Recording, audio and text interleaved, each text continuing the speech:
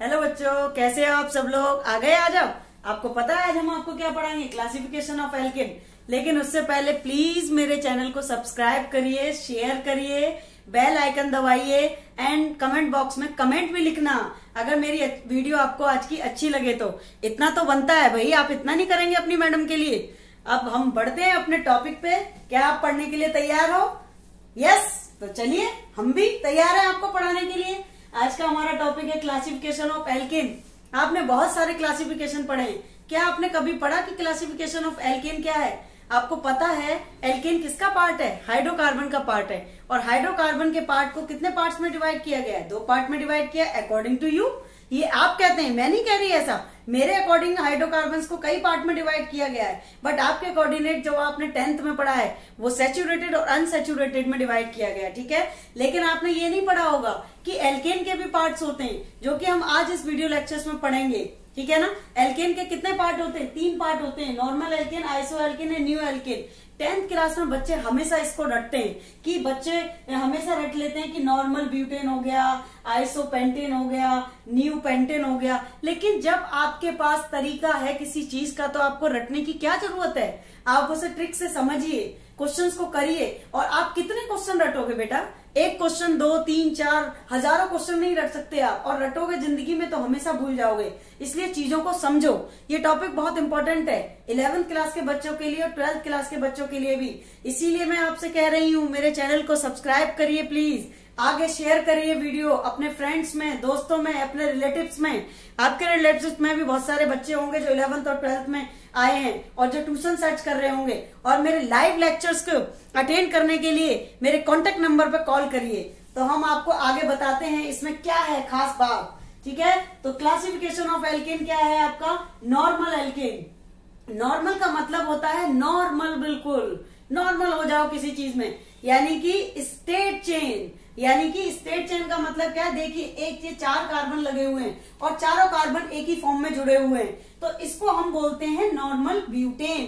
क्योंकि क्या इसमें कोई ब्रांच चेन दिखाई दे रही है आपको? नहीं, इसमें कोई भी ब्रांच चेन नहीं है। और जब इसमें कोई ब्रांच चेन नहीं है अगर, तो ये कैसा हो गया आपका? नॉर्मल ब्यूटेन हो गया। और ब्यूटेन वर्ड कहां से आया? क्योंकि हमने पढ़ा है एल्केन के रूट नेम्स हैं। एल्केन का जनरल फॉर्मूला क्या होता है बेटा? एल्केन का जनरल फॉर्मूला होता है CnH2n+2। CnH2n+2 आपको बताता है कि how to calculate the root name. अगर आप n=1 लेते हैं और इसे इस फॉर्मूले में पुट कर देते हैं CnH2n+2 में, तो रख दीजिए जरा, C इंटू n की जगह पे कितना रखना है? 1H2 into 1+2। क्या बन गया ये?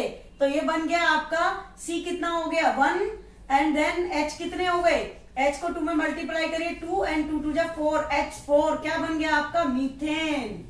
ओके, तो आप अच्छे से जानते हैं कि एल्केन से हम रूट नेम स्टडी करते हैं। रूट नेम आपके 10 तक आप याद करते हो, ethane, methane, propane, butane, hexane, octane, nonane, decane. लेकिन 10 से भी ज्यादा होते हैं। अगर आप 11 का पढ़ेंगे तो 1 डेकेन हो जाएगा, आप 12 का पढ़ेंगे तो 2 डेकेन हो जाएगा, 13 का पढ़ेंगे तो ट्राइडेकेन, टेट्राडेकेन, पेंटाडेकेन, हेक्साडेकेन। ऐसे रूट नेम बहुत कहीं तक भी आप पढ़ सकते हैं, ठीक है ना।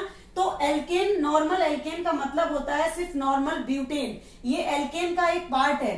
किसी भी नॉर्मल एल्केन को बनाने के लिए इसकी खास बात है कि मिनिमम रिक्वायरमेंट कार्बन की कितनी होनी चाहिए? 2 की होनी चाहिए। 2 से कम का आप कोई भी नॉर्मल एल्केन नहीं बना सकते। 2 की होनी चाहिए। इथेन, मीथेन, 1 कार्बन का भी आप क्या बना सकते हो? नॉर्मल एल्केन बना सकते हो। लेकिन आप अगर इसमें किसी चेन में लिख रहे हो तो एटलीस्ट 3 कार्बन तो बनते हैं, 3 तो लगाओगे ही। अगर 3 से कम में लगाओगे तो मजा नहीं आएगा, तो इसलिए कम से कम 3 या 2 कार्बन तो आप लगाइए, ठीक है। खैर, ये तो मैं मजाक कर रही थी। जैसे कि आपका ये नॉर्मल एल्केन है, नॉर्मल ब्यूटेन भी आप इसको बोलते हैं क्योंकि ये स्टेट चेन है। आप इसको स्टेट भी बोल सकते हो, स्टेट के कोऑर्डिनेट भी लिख सकते हो आप इसे। क्यों? क्योंकि हमने पढ़ा है चेन 3 टाइप्स की होती हैं, state chain, branch chain and cyclic chain. अगर आपने नहीं पढ़ा state chain, branch chain, cyclic chain, तो हमारे वीडियो लेक्चर्स में आप पढ़ सकते हो, ठीक है।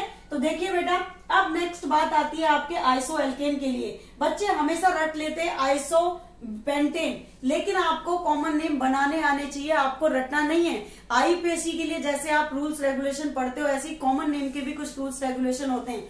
कॉमन नेम हमें रटना नहीं है, हमें समझना है। आप कितने कॉमन नेम रटोगे, अभी मैं इसका और एग्जाम्पल बताऊंगी आपको, तो उसका नाम आप कैसे आइडेंटिफाइड करोगे। तो आपको ध्यान रखना है, जहां पे भी ये सुंदर सा वर्ड आ जाए आईएसओ, ठीक है, ISO, आईएसओ, कितना प्यारा यूनिक नेम है, लेने पे अमेजिंग नेम, ब्यूटीफुल नेम, ठीक है।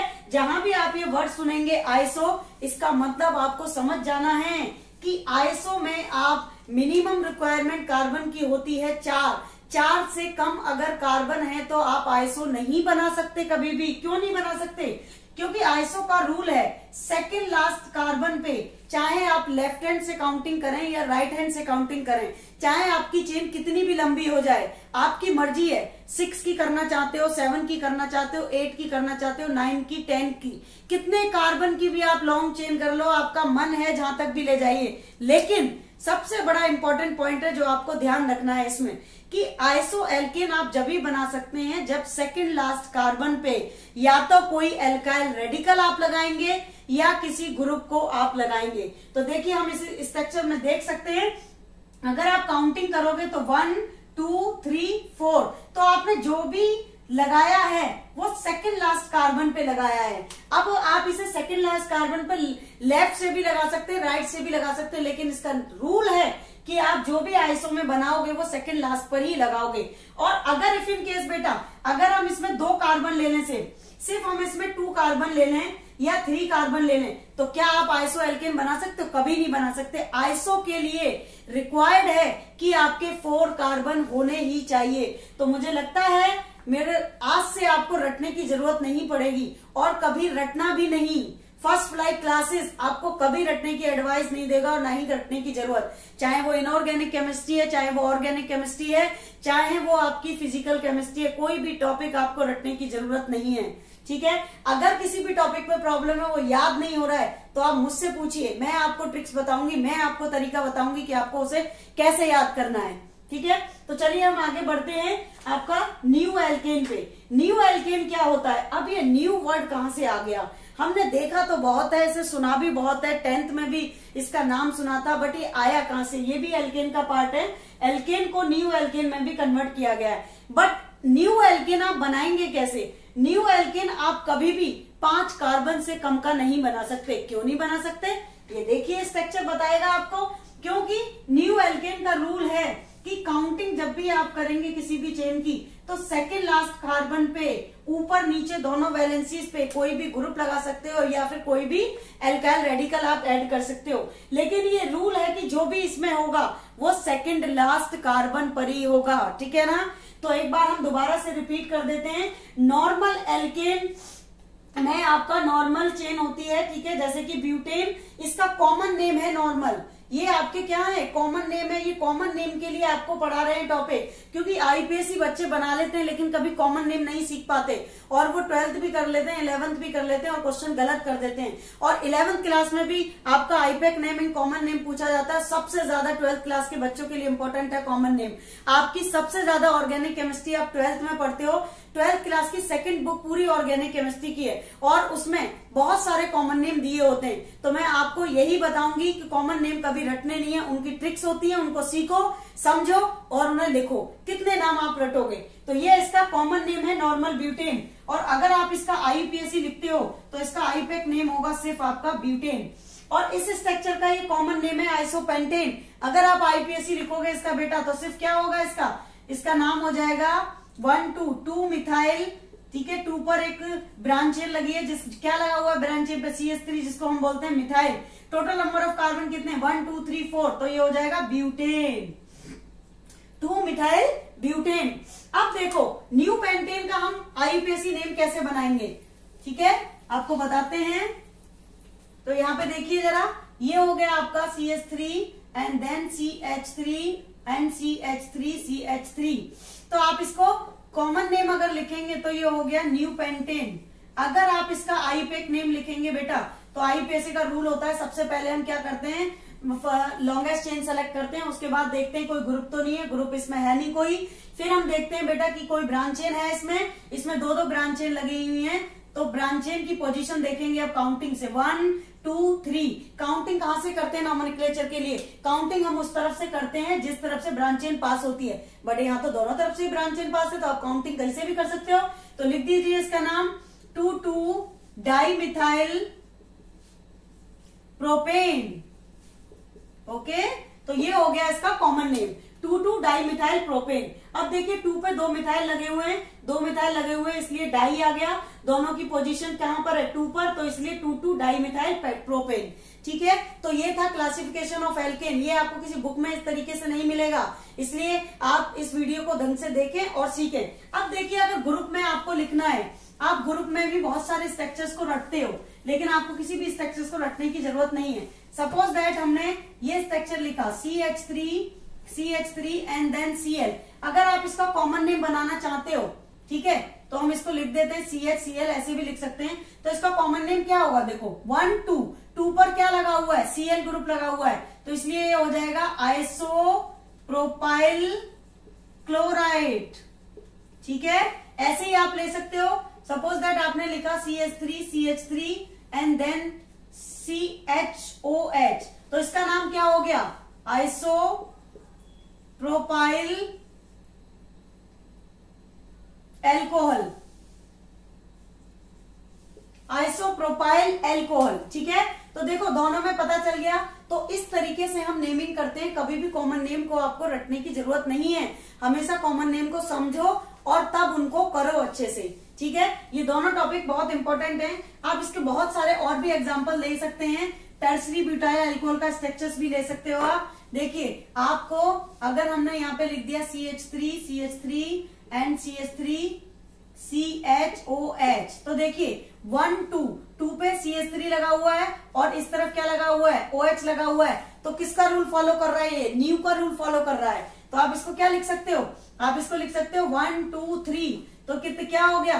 टर्सरी ब्यूटाइल एल्कोहल भी लिख सकते हैं आप इससे, टर्सरी ब्यूटाइल एल्कोहल।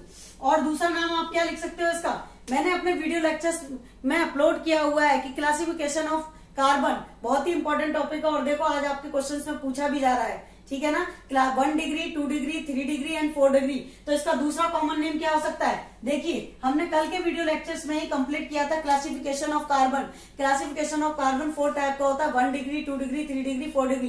तो आप फटाफट से मेरे क्वेश्चन का आंसर दीजिए और बताइए कि ये वाला कार्बन कितने डिग्री है, इससे कितने कार्बन लगे हुए हैं? 1 2 3। तो ये कार्बन कितने डिग्री हो गया? 3 डिग्री हो गया। तो इसलिए यहाँ पे क्या आ गया? टर्सरी। ये कार्बन 3 डिग्री है इसलिए टर्सरी आया। ठीक है, और टोटल नंबर ऑफ कार्बन इसमें कितने? 1 2 3 एंड 4। ब्यूटाइल कौन सा ग्रुप लगा हुआ है? एल्कोहल। तो इसलिए इस स्ट्रक्चर का नाम क्या हो गया बेटा? Tertiary butyl alcohol. और ये बीच वाला कार्बन कितने डिग्री है? 3 डिग्री कार्बन है।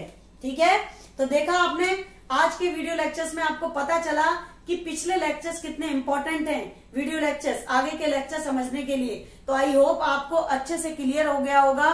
ठीक है, टाइप्स ऑफ एल्केन या फिर आप कह सकते हो क्लासिफिकेशन ऑफ एल्केन। ठीक है, तो ऐसी अमेजिंग एंड नॉलेज की वीडियो देखने के लिए मेरे चैनल को सब्सक्राइब करिए।